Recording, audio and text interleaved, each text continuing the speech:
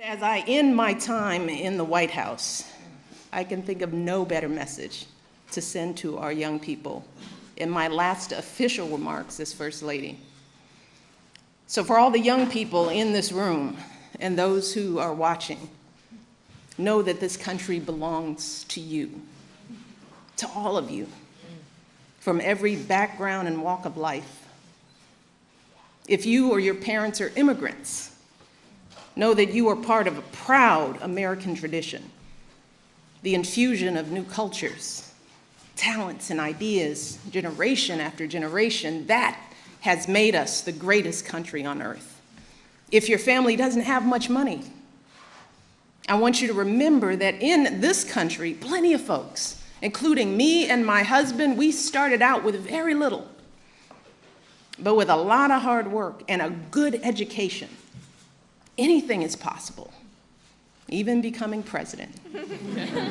That's what the American dream is all about. So the young people here and the young people out there, do not ever let anyone make you feel like you don't matter or like you don't have a place in our American story, because you do. And you have a right to be exactly who you are. But I also want to be very clear. This right isn't just handed to you. No, this right has to be earned every single day. You cannot take your freedoms for granted. Now, just like generations who've come before you, you have to do your part to preserve and protect those freedoms. And that starts right now, when you're young.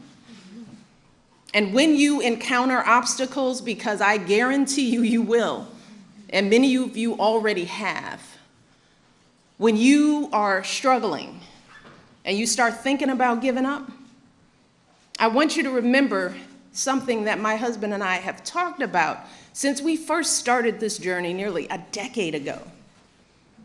Something that has carried us through every moment in this White House and every moment of our lives. And that is the power of hope. The belief that something better is always possible if you're willing to work for it and fight for it.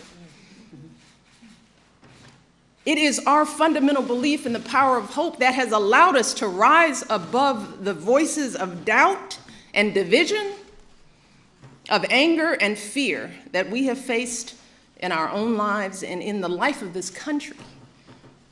Our hope that if we work hard enough and believe in ourselves, then we can be whatever we dream, regardless of the limitations that others may place on us.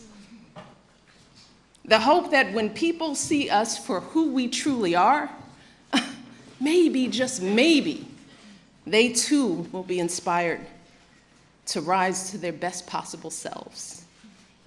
Shoot, it's the hope of my folks like my dad. Got up every day, do his job at the city water plant. The hope that one day his kids would go to college and have opportunities he never dreamed of. That's the kind of hope that every single one of us, politicians, parents, preachers, all of us, need to be providing for our young people, because that is what moves this country forward every single day. Our hope for the future and the hard work that hope inspires. So that's my final message to young people as First Lady. It is simple.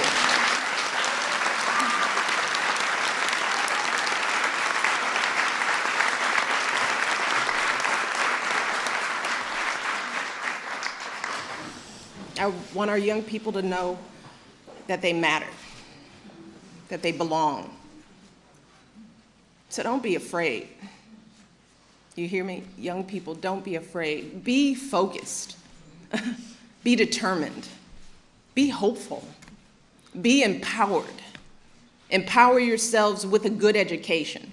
Then get out there and use that education to build a country worthy of your boundless promise. Lead by example with hope, never fear. So I want to close today by simply saying thank you. Thank you for everything you do for our kids and for our country. Being your First Lady has been the greatest honor of my life. and I hope I've made you proud. Thank you.